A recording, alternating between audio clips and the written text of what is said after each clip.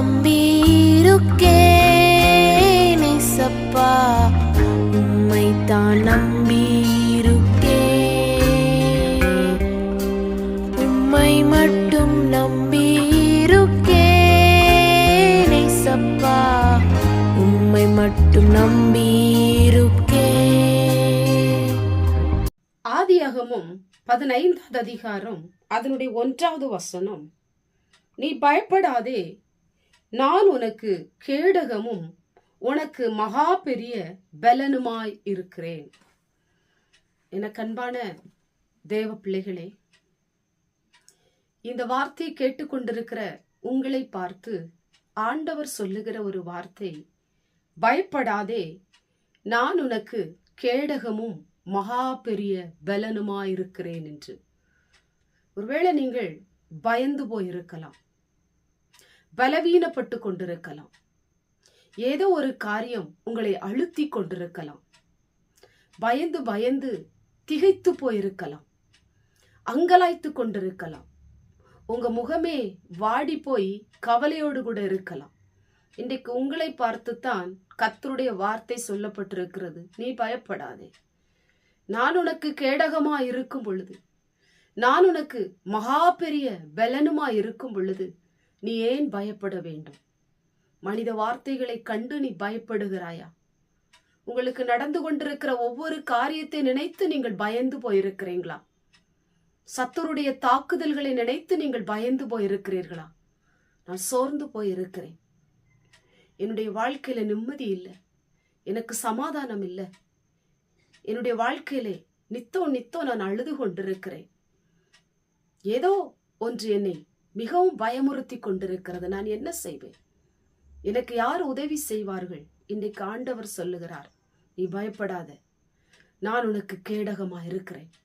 சத்துரு உன்னை தொடாதபடி, மனுஷிக ஆவிகள் உங்களை தாக்காதபடிக்கு, மனுஷனுடைய வார்த்தைகள் உங்களை நிந்தியாதபடிக்கு நான் உனக்கு கேடகமா இருப்பேன். எந்த புறத்திலிருந்து அம்புகள் வந்தாலும் உன்னை சேதப்படுத்தாதபடிக்கு, நீ விழுந்து விடாதபடிக்கு உன்னை தூக்கி நிறுத்துகிற தெய்வம் நான் உன்னோடு கூட இருக்கிறேன். நான் மகா பெரிய பலனுள்ள தேவன். சத்துரு உங்களை பலவீனப்படுத்த நினைக்கலாம், மனித வார்த்தைகள் உங்களை பலவீனப்படுத்த நினைக்கலாம், அநேக காரியங்கள் உங்களை பலவீனப்படுத்த நினைக்கலாம். ஆண்டவர் சொல்லுகிறார், நீ பயப்படாதே, நான் மகா பெரிய பலனுமாயிருக்கிறேன். ஆண்டவர் உங்களை பலப்படுத்துகிற தேவன். சோர்ந்து போயிருக்கிற தேவ பிள்ளையே, உன்னை ஆண்டவர் பலப்படுத்துகிறார். பயந்து போயிருக்கிற தேவ பிள்ளையே, கர்த்தர் உன்னை பலப்படுத்துகிறார். ஆண்டவர் ஒருவரே உங்களுக்கு கேடகமாயிருக்கிறார்.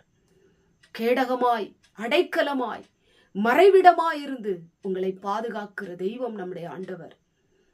வேலை ஸ்தலத்துல நெருக்கமா, குடும்ப வாழ்க்கையில நெருக்கமா, நெருக்கத்தை பார்த்து, உபத்திரவத்தை பார்த்து, நிந்தைகளை பார்த்து நீ பயந்து போயிருக்கிறாயா? இன்றைக்கு ஆண்டவர் பயப்படாதே என்று ஆண்டவர் சொல்லுகிறார். நான் இருக்கும் பொழுது நீ ஏன் பயப்பட வேண்டும்? நான் உனக்கு கேடகமும் பலனுமாய் இருக்கும் பொழுது நீ ஏன் ஒடுங்கி போக வேண்டும்? நீ ஏன் பலவீனப்பட வேண்டும்?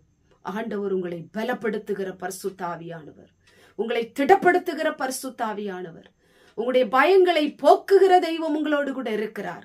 சொந்து போகாதீங்க, பயப்படாதீங்க, கர்த்தர் உன்னோடு கூட இருக்கிறார். உனக்கு பலன் கொடுக்கிற தெய்வன், உனக்கு கேடகமாய், அடைக்கலமாய், மறைவிடமாய் உங்களை பாதுகாக்கிற தெய்வம் ஒருவர் இருக்கிறார்.